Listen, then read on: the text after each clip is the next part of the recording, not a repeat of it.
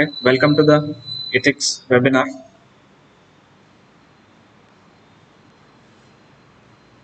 Today we are going to understand about ethics and human interface as well as the dimensions of ethics, and then we are going to understand some of the normative ethics theories. But before that, let's look into what exactly is ethics. So ethics has been defined in various ways. Ethics studies the norms and standards of right and wrong, which is used to judge our actions on a daily basis. At the same time, it can be said to be the systematic study of human actions according to the rightfulness and wrongfulness of them. In another view, it deals with right and wrong or good or bad. It also sets standards of right or standards of wrong. What actions are considered to be wrong or what actions are considered to be right. Many a times, a certain ethical theory will talk about that. An important point we need to understand is that ethics deals with human actions rather than actions of humans. What does that mean? That means ethics is about deliberate decision making. It is about the rational decisions humans are making. Just for an example, let's say a baby is taking an action which seems to be sinful or wrong from our perspective. But the baby doesn't have that understanding. The baby is not rationally taking that choice. So we can't exactly say that that is a human action. That is just the action of a baby. That is an action of a human. So ethics doesn't deal with that. It deals with human actions which are rationally and deliberately taken. And those actions are then judged based on various theories as right or wrong. Ethics is the study of that. Ethics also propagates various theories. You would understand that ethics is a subpart of philosophy. Philosophy studies everything there is, the most basic phenomena as well as the basic concepts of reality. Ethical philosophy, on the other hand, focuses on human human actions, how they are judged to be right and how they are judged to be wrong. It analyzes the most basic concepts of right and wrong. You would see that many of the philosophers have given their own moral philosophy. So another term has entered the picture, which is morality or moral philosophy. So we would also understand what exactly is morality because it is to be differentiated from ethics. See, ethics is something of a broader term than morality. Morality is more related to what exactly a society or a community has norms of right and wrong. How, what exactly are the morals of that society? We speak in these terms. But ethics is something which is broader in its scope. It also has aspect of studying these morals of a society and judging them. Judging the morals itself also parts of is also part of ethics. So that is how ethics is differentiated from morality. It is also differentiated from religion or let's say a culture of the society, because again a religion has a set standards, it has a set rules of right and wrong, but in ethics we are also studying these rules, we are also judging these rules based on various philosophical theories as well. So ethics also includes that. For example, in Sabrimala temple case, although religious and morality and culturally acceptable norms were in opposition to the temple entry of women, but humanistic ethics and constitutional morality, battled for freedom of women to do so. So, although they are interconnected with each other, but they have a different scope than ethics. Ethics has a broader scope when it comes to how right and wrong is to be judged. It is also not a practical science, for example, medicine or engineering, as it is not directed towards a definite result. It is not a realization of a definite results, but rather it is to create a perfect human person, to, you can say, have a prosperous society or a stable society, as we can see in the next paragraph, that what is the need of ethics in human society is that first of all humans have a deep desire to be good. We need to it is for the best of humans that we analyze what is good and bad, and that is the requirement. Without that, there can be quite a lot of chaos in society. Without these rules, without analyzing them, and yeah, exactly, like for formulation of rules and regulations for a stable and prosperous society, ethics is definitely necessary. And uh, that's how it is, you can say it is more of a descriptive in nature.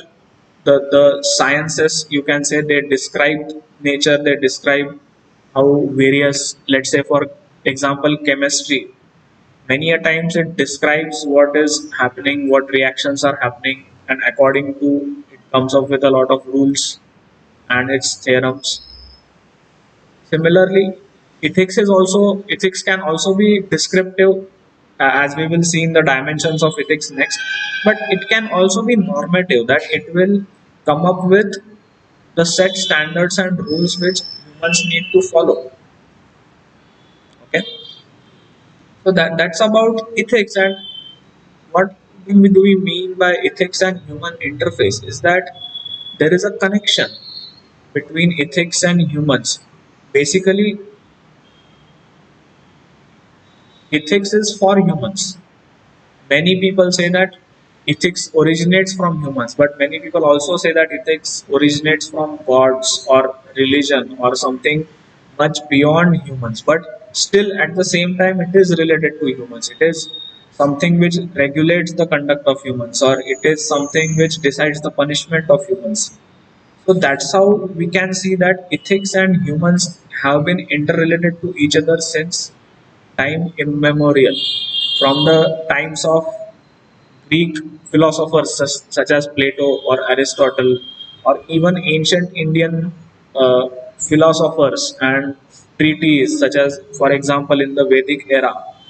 From that time onwards, we have seen that ethics has been a part of human understanding and analysis of the society, and that's why it is so much important to understand it and to analyze it. So from there, we will go to the dimensions of ethics. What exactly are the dimensions of ethics? So ethics, as we said, is a broad term. It involves descriptive ethics. Basically, that is the study of history and evolution of ethics. As we were talking about, Greek philosophers are there, Plato, Aristotle, Socrates, and after that, there is a lot of evolution of ethical thought or moral philosophies, as we can say. Even in Indian philosophy, there was the Vedic philosophy, then Upanishads philosophy is there. Gita has its own type of ethical theory, as well as later on Puranas and various concepts in Hinduism, as well as Buddhism and Jainism are there. They have evolved throughout the era. Similarly, in Western thought, there is Greek philosophers, and then there is the various. Then there was the influence of Christianity and Christian ethics on the Western thought, and then after the Dark Ages, there was Renaissance, and then we have many other theories such as deontological theory of Kant. Then there is the Greek philosophers were the ones who started with the virtue ethics. But then later on, we also have utilitarianism of Bentham and Mill, which are also interesting aspects as they bring new thought process in the ethical analysis. So this all study and investigation into ethical ideas, what exactly is condemned by society, to really investigate is everything descriptive. It is descriptive ethics to describe, you can say in a way. So, but what about normative ethics? So it involves arriving at moral standards. It involves arriving at some rules and regulations which will you can say help us actually and practically guide us towards right and wrong, to really get that. So it is, that's why it is also called as prescriptive ethics. It prescribes something that you should do this, you should do according to this.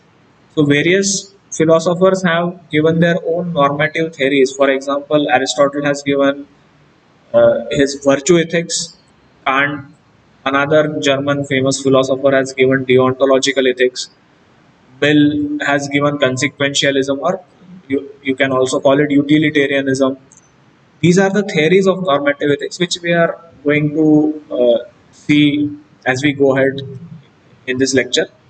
So, uh, that's what normative ethics, what differentiates it from descriptive ethics is that in descriptive ethics we are just describing and studying the history and evolution. We are just investigating the social phenomena of ethics in a particular society. But in normative ethics, we are prescribing some standards. We are trying to come up with standards and regulations and rules for a particular society, or maybe for any kind of society, such that we have some practical application of ethics in general. So that is basically what normative ethics is. Then there is another, uh, you can say, aspect of ethics is meta ethics, which is basically having a bird eyes view of the entire project of ethics. It actually tries to study the ethical terms and theories. So, what it involves is a little philosophical understanding, which is, uh, let's say, what are the metaphysical issues that uh, concern the ethics. For example, does morality exist independently of humans, or morality is dependent of humans? So, such kind of questions it asks and tries to answer, as well as psychological issues such as our is there a mental basis to our moral judgments or conduct, or is it something independent of our mentality and we can find it in nature also.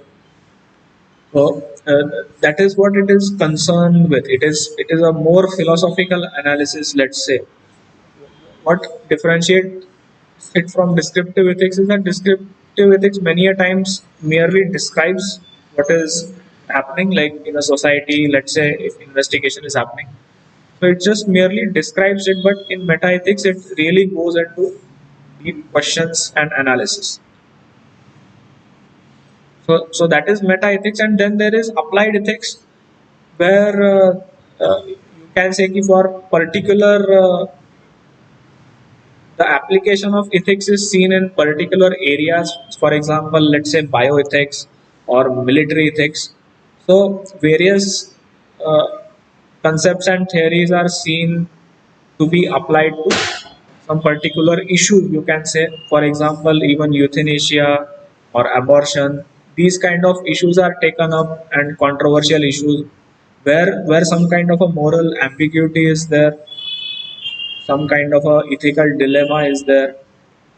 So all this is analyzed, but with respect to a particular, you can say, profession or particular issue or a particular field.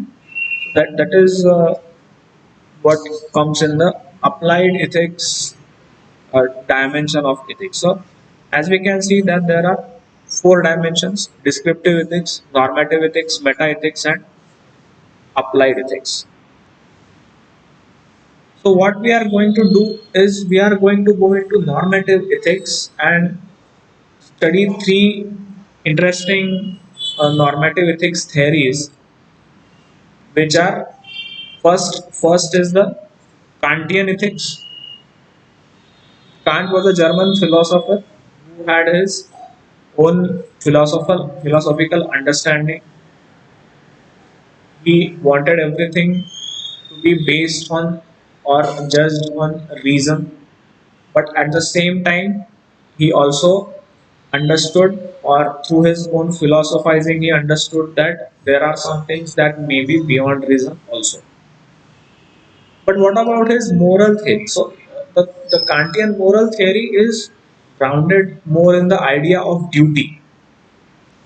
It is called as deontological theory. So, what does this theory say? What does it mean by deontological? What does it mean by duty? So, as per the deontological reasoning, moral worth of all the actions is not determined by the consequence, but it is in the following the duty as per the moral law.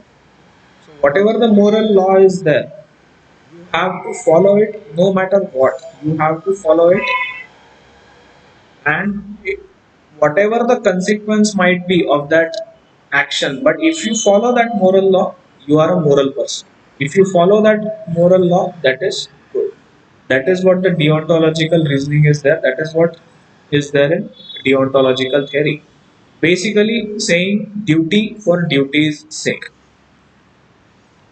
So how does Kant formulate it? So see, Kant is not the only one who uh, follows, let's say, deontological ethics.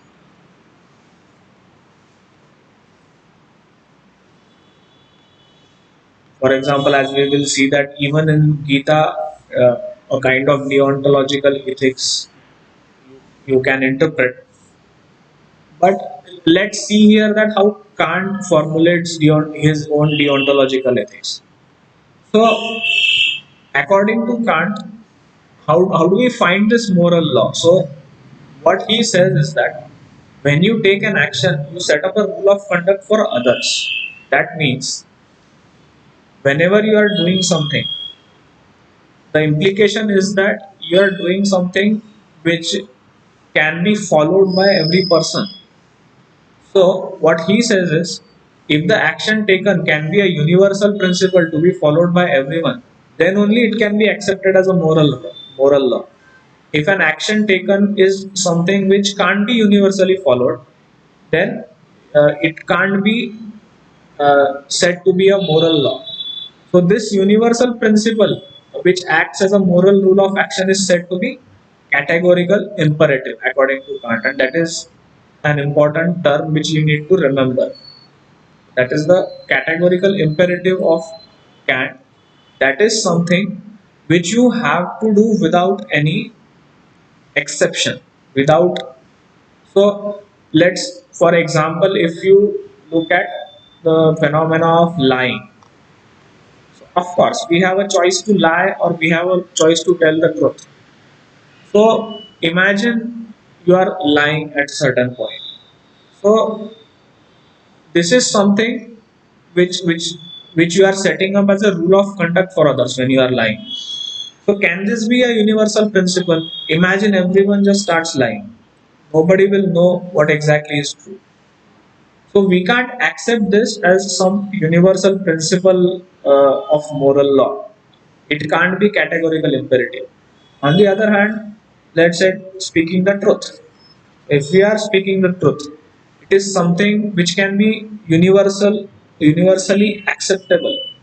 Everyone tells the truth, it will be good for the society. So you can say that such a principle, this universal principle of tell the truth, can be said to be a categorical imperative according to Kant.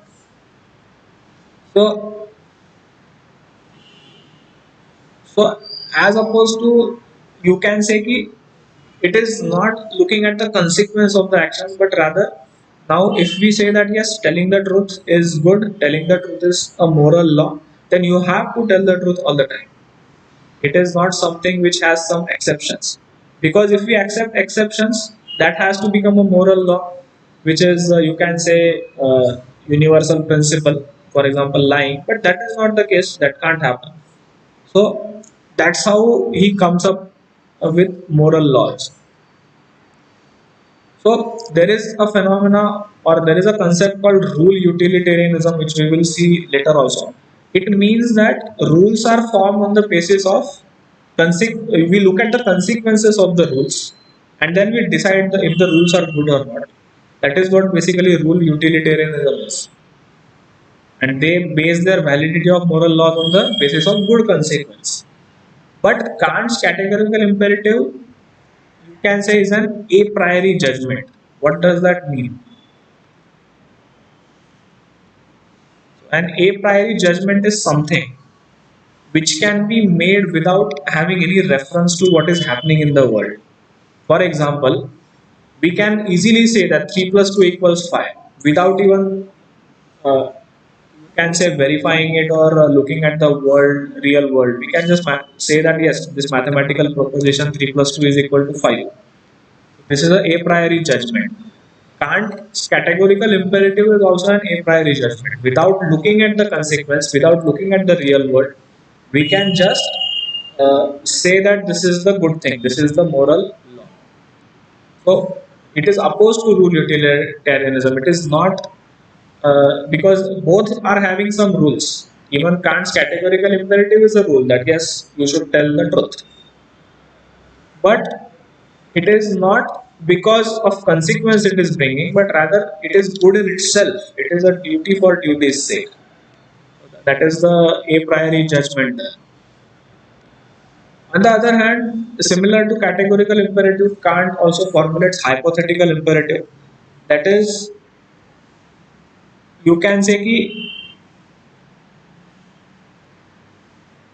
it is something which is opposed to the categorical imperative, has exceptions. You can choose there that what you can do or what you can't do depending on the situation, let's say, but not categorical imperative. It is an absolute command, categorical imperative, to be open for its. It is something which is duty for duty's sake. But on the other hand, hypothetical imperative has some other end. For it is not done just for doing the duty, but rather for some other purposes there behind it. Another interesting aspect which Kant formulates is he considers man as an end in himself, something which not to be used for means of something else. So if humans are ends in themselves, they can't be then used as instruments for securing some kind of higher ends. Kant's quote is there that so act as always to treat man, both in your person and that of another, as an end and never solely as means. So that means that if a man, you can't have exceptions where some men are lying to some other men, using them as instruments of some higher ends. That's why we need to tell the truth, according to Kant. Because you can't do that. You can't lie to people for and use them. They are not your means for some other higher ends. They are ends in themselves. And that kind of showcases how Kant is a kind of a humanist. He has that humanism aspect where he considers every human being as an end in itself. And interestingly, the concepts of modern human rights, the idea of modern day human rights are also, in a sense, they consider human beings as, you can say, end in themselves and not as means to some other end. So that also makes categorical imperatives so uh, based in philosophy of Kant that you can say human beings are considered as ends in themselves. So as you can see that in a way Kant is then rejecting education, civic constitution, inner perfection, or even God's will as sources of moral law. But he traces its origin to man's rationality or reason. And this is the aspect of deontological ethics of Kant, that man's rationality or reason is something which leads us to the moral law. That is the categorical imperative. So as you can see, the importance given by Kant to reason and man's rationality when it comes to understanding the moral law or coming up with the moral law, something a universal principle, and then it becomes the categorical imperative which you need to follow. Another interesting aspect about Kant is that in general, Kant criticizes various proofs which are given for the existence of God. So many proofs are given which are not exactly important here to mention, but he criticizes many proofs for that. But he accepts moral proof for his existence. What does that mean? That what Kant says is that virtue and happiness together constitute possession of the highest good in a person. So, as per deontological ethics, we have seen that good actions aren't good because of the happiness men get, but rather they are good because it is our duty. It is a moral law which you have to follow. It is duty for duty's sake. So, Kant's argument depends on that.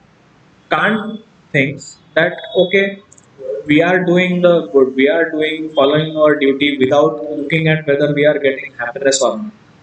So Kant is saying that there is still a complete good, there is still a highest good possible in the person which demands union of virtue and happiness.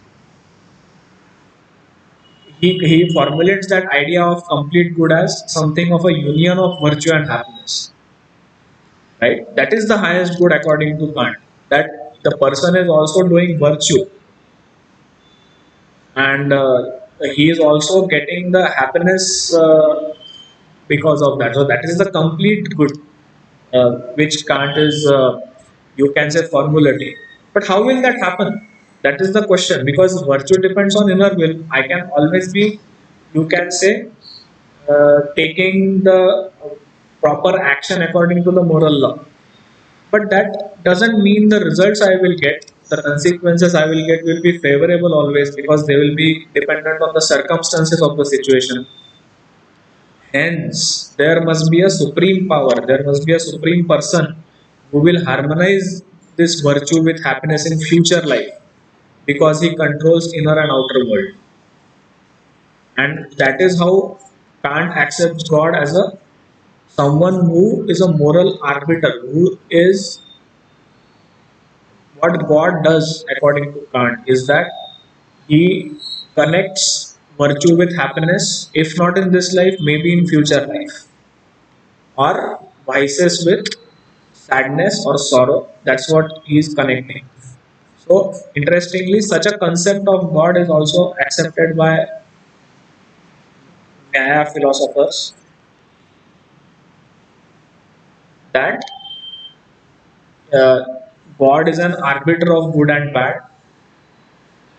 Whatever the sins we commit and whatever the good we do, God punishes us or rewards us according to that. That is basically law of karma. And you can see how that is connected with what Kant is saying about God, that the what God does is goes towards the complete good, which is union of virtue and happiness. So as you can see, various similarities are being seen of Kant's philosophy with, you can say, Indian philosophy, where law of karma, we also consider that law of karma. Nyaya philosophers consider that law of karma is something which is God is responsible for law of karma. So this is also similar to the Gita's concept of Nishkam karma, Nishkam karma is selfless or desireless action. Action is performed without expectation of fruits, which is the central tenet of karma yoga. That is the deontological ethics, Nishkam karma. Doing the thing, doing the right thing without thinking about the results is what deontological ethics is, and it is the concept of Nishkam karma. But does that mean it is the perfect normative theory of ethics, the deontological ethics? Not so. The criticism is that, first of all, Kant is conceiving moral laws in, but he is not looking at the actual world, but moral laws without, you can say, uh, we are not looking at consequences at all. We are actually looking at the rules. We are actually looking at the only the moral rules. That is one of the criticisms. Sometimes we have to take consideration of the results of actions. We have to get them linked to the context of human existence. Otherwise, they cease to have any meaning without even looking at consequences of some actions. Because even in modern day crime and punishment, let's say you are culpable for a homicide, it is something. Even if your intention was not wrong, maybe some mistake happened, and according to the deontological ethics, it is something which can't be, you can say, for example, if you are doing some duty and then something consequentially something bad happened because of that. So in modern crime and punishment we still have to punish that person, even if it is for a lesser number of years, let's say.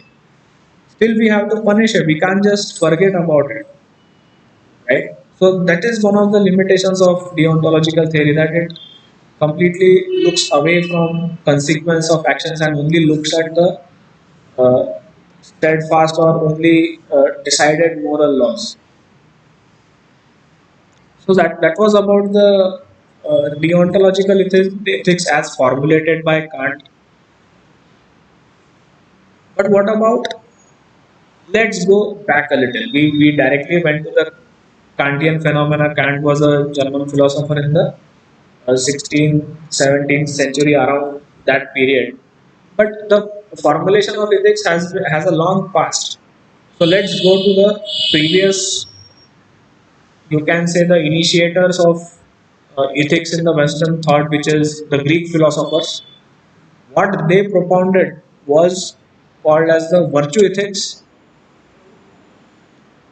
So, what exactly is the concept of virtue ethics? Virtue ethics propounds that it is more important to be a virtuous person, and Aristotle is regarded as the first systematic proponent of virtue ethics. So, what does exactly virtue ethics mean? So, according to it,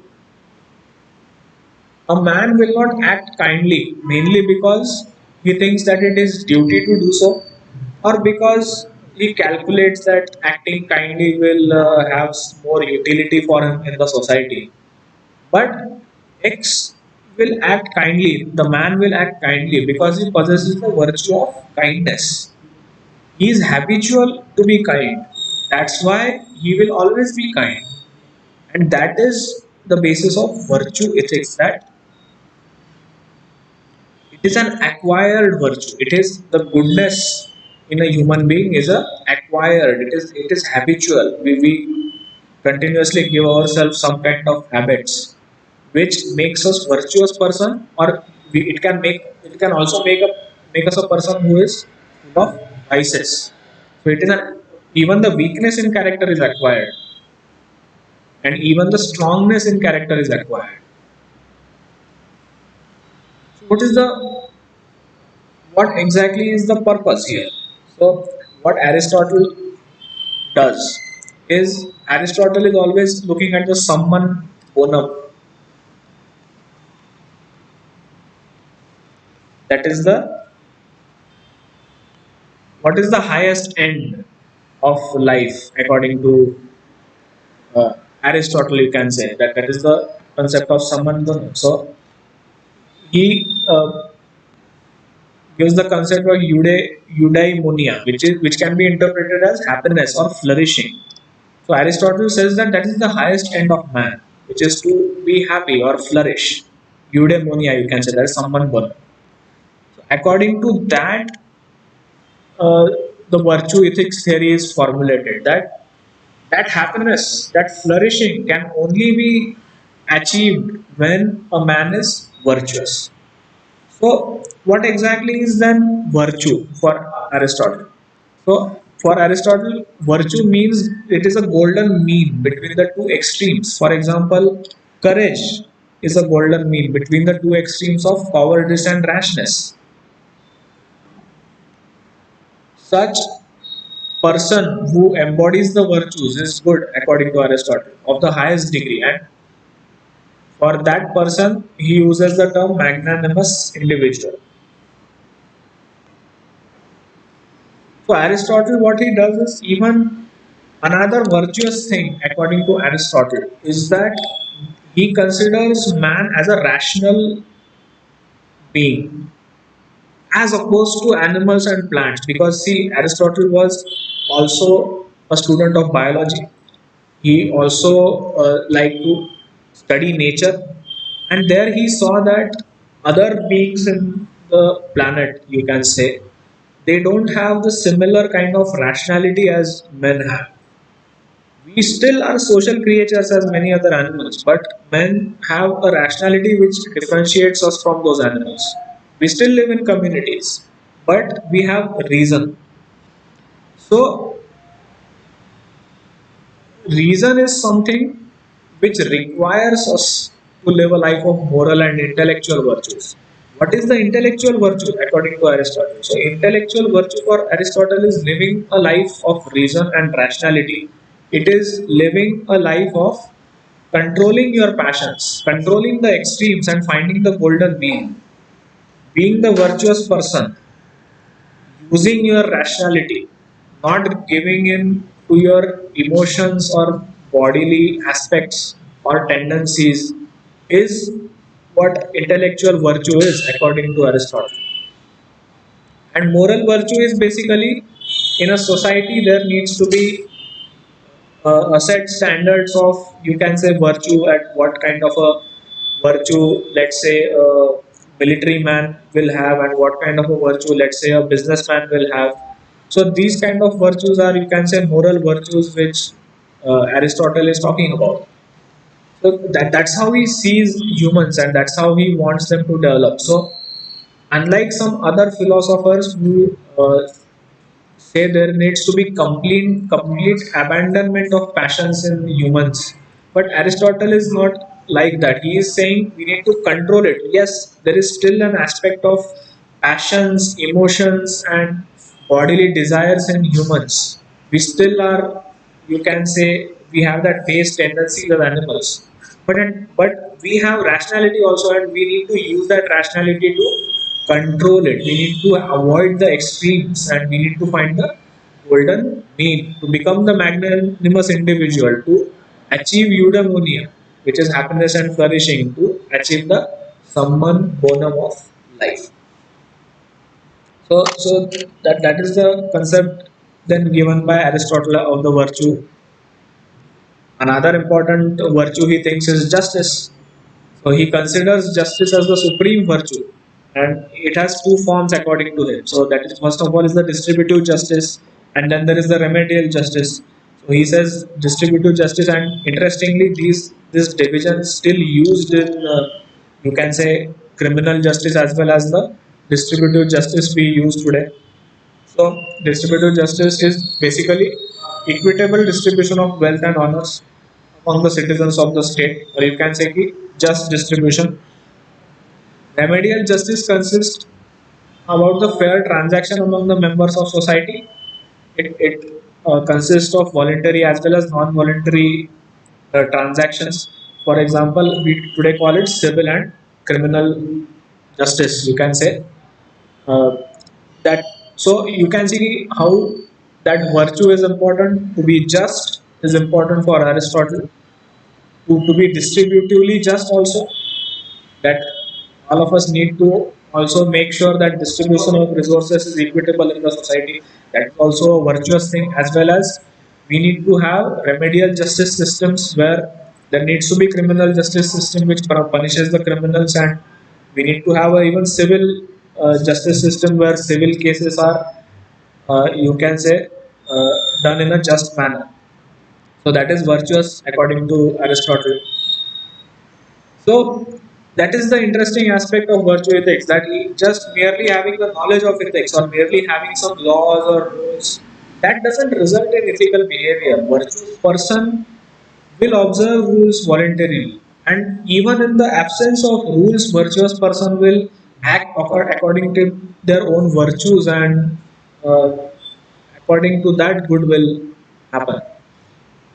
So that's what differentiates virtue ethics from deontological ethics. First of all, that deontological ethics is all about some coming at certain rules which we need to follow. For example, the categorical imperative of Kant. But virtue ethics is all about cultivating a human being who is virtuous. It's more about the character of the human being. It is more about the habits the human being has. So that's what differentiates it, and at the same time, the it is also different from consequentialism or utilitarianism, which is looking at the results of the actions to see whether the action was good or not. So a virtuous person, an action done to be a virtuous person is considered as good, but it doesn't depend on the consequence of the actions. So that's what is differentiating virtue and consequential ethics. What are the criticisms though? There are, of course, criticisms of virtue ethics. So, virtue ethics consider man as naturally good, or at least someone who can acquire moral character through practice. But some concepts, like some traditions such as Christianity, actually consider opposite of that. That man is considered as sinful and evil, and for the good of a man is in redemption. That redemption also depends on the divine grace according to Christianity.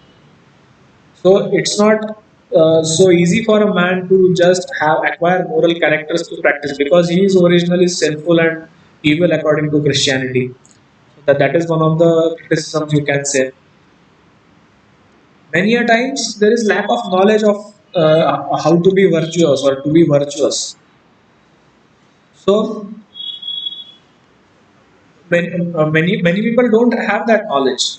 So still you can say yes, knowledge is, at least knowledge of virtue is important, at least knowledge of how, why courage is important, why to be virtuous is important, is you can say is important. So still we can say uh, just by just virtue you can say ki automatically it will come up. We need to spread knowledge about that also. At the same time, what is virtue in a required situation, in a particular situation, it is also difficult to understand. For example, even in the Aristotle's case, he accepted virtue. He accepted virtue ethics. He gave importance to benevolence and compassion. But at the same time, he accepted slavery of that time. He justified slavery of that time. So many a times it becomes very difficult to understand in a particular situation what kind of a virtue is required. Whether we need to be courageous here, whether we need to be wise here, whether we need temperance here, or whether we need to be compassionate. So that is also that becomes difficult to understand many times. So what again differences are there with respect to what exactly is virtue. For example, for Aristotle, pride was a virtue, but for Christianity, it is considered as a sin. So even when it comes to the various virtues, there can be differences. So that is about the virtue ethics. That is what we are seeing in virtue ethics. Of course, Aristotle is not the only one who has given virtue ethics. There are also others, but we are just primarily seeing here the concept of virtue ethics as given by Aristotle to understand virtue ethics in a deeper sense. But that was, we have seen now that two normative theories. We have seen that first of all deontological ethics and then the virtue ethics. Now we are coming to the third, which is consequentialism. So what is this perspective? So you must have heard this statement Antbala to Sabbala. So that basically says a lot about consequentialism. According to this perspective, an action is morally right if the consequences of that actions are more favorable than unfavorable, right? It maintains that if you are taking an action and the consequences of that action are favorable and not unfavorable, so that action then is considered as right. And if the consequences of that actions are unfavorable, that action then is considered as wrong. And utilitarianism is a form of consequentialism. See, consequentialism is looking at consequences. What is utilitarianism is that it maintains that the supreme ideal of life is pleasure, not the individual pleasure, but universal or general happiness. As you know, the slogan of utilitarianism is the greatest happiness of the greatest numbers. This utilitarianism traditions was you can say developed in the late 18th and 19th centuries by English philosophers and economics such as Jeremy Bentham and John Stuart Mill.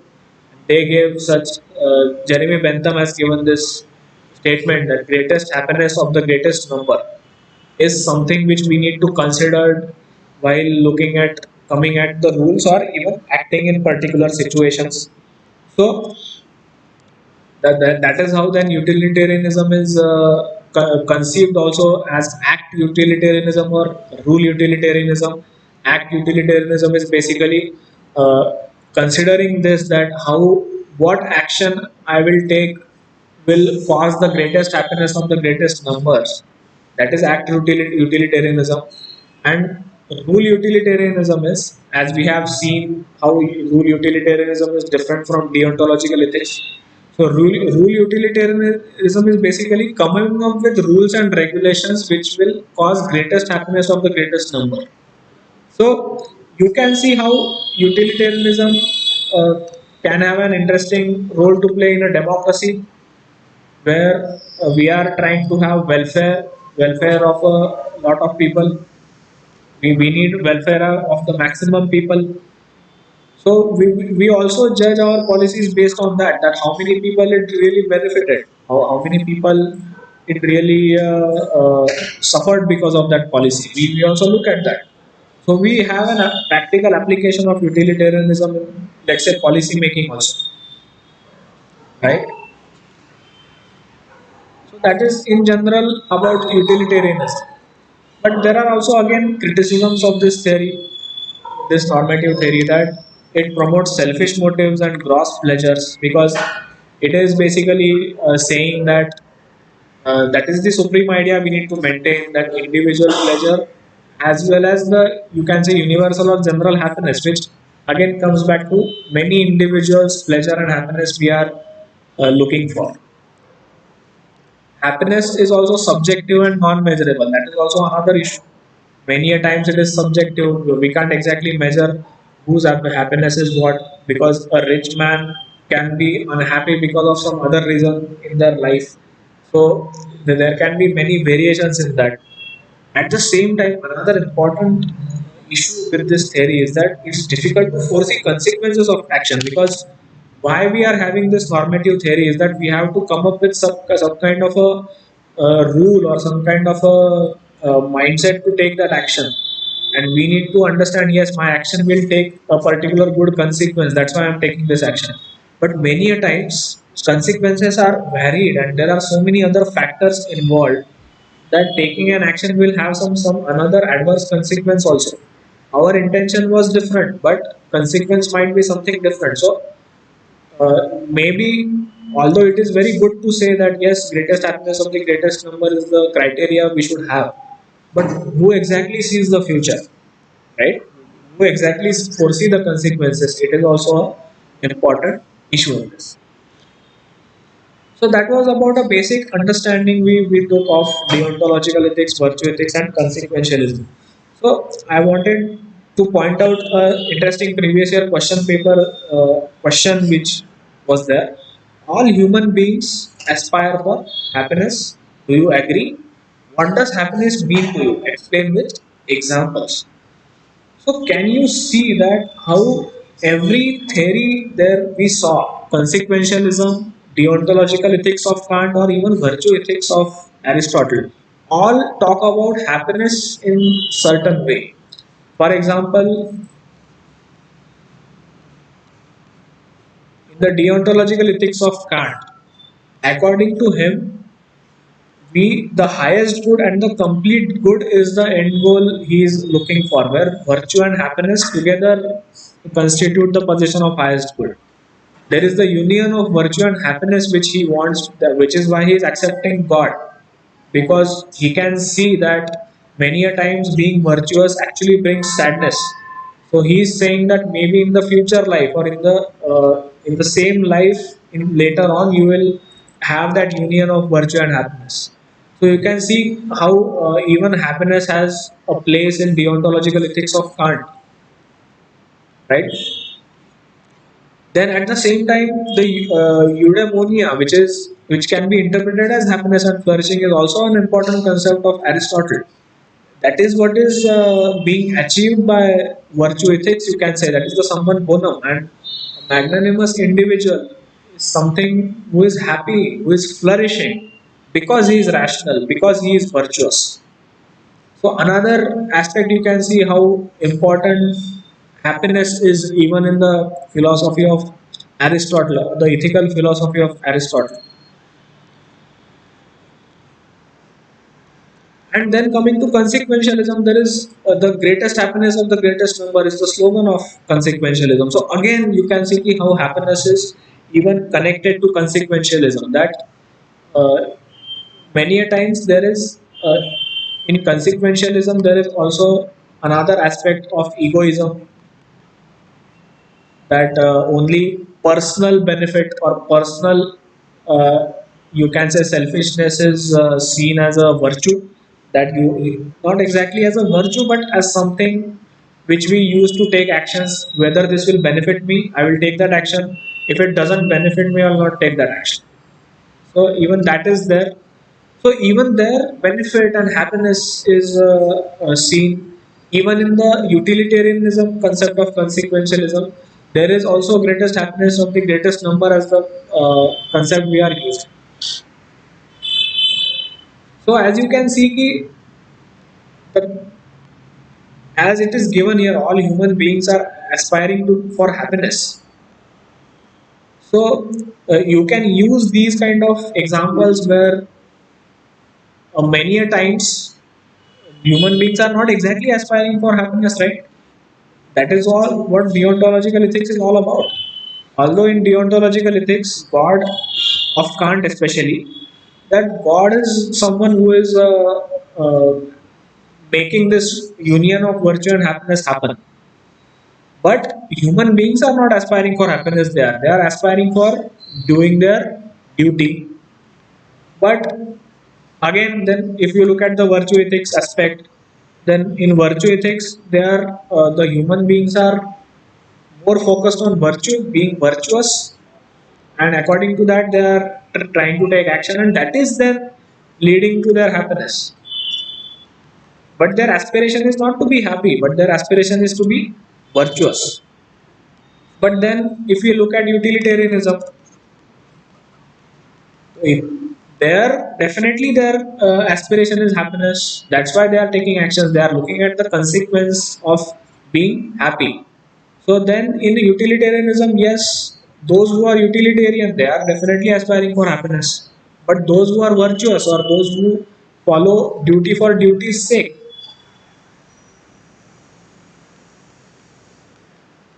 they are not exactly aspiring for happiness. So when they are asking you, do you agree? You can use all these various aspects of normative theories which humans use in various situations to really analyze whether human beings aspire to be happy or not. And then you can go ahead with what does happiness mean to you. So you can have a personal opinion here, personal example, which will differentiate your answers from others. Is that you will have some personal example here, and that with that example you will explain what exactly happiness means to you, and then you can end the question by then saying what how to achieve that happiness, how to, or whether we only need to aspire for happiness, or also we need to aspire for multiple things which will lead us to happiness. So in that way you can answer this question. So you can see ki how the normative ethical theories we saw: deontological ethics, virtue ethics, and consequentialism. And before that, we saw the dimensions of ethics, which is descriptive, normative, meta ethics, and uh, the applied ethics. So, in the normative ethics, these theories were there. And before that, we saw an overall understanding of ethics, how it is different from morality or customs or religion. It is a broad science, and it is something which need to be analyzed in a different manner as compared to other sciences. So, with that, we will end this lecture here, and I hope you got a basic understanding of various normative theories, and we will most probably continue with more and more normative theories, as well as more applied, analyzing more applied ethics in various situations. So, with that, I end this lecture. Thank you for watching. Please comment and share. Thank you.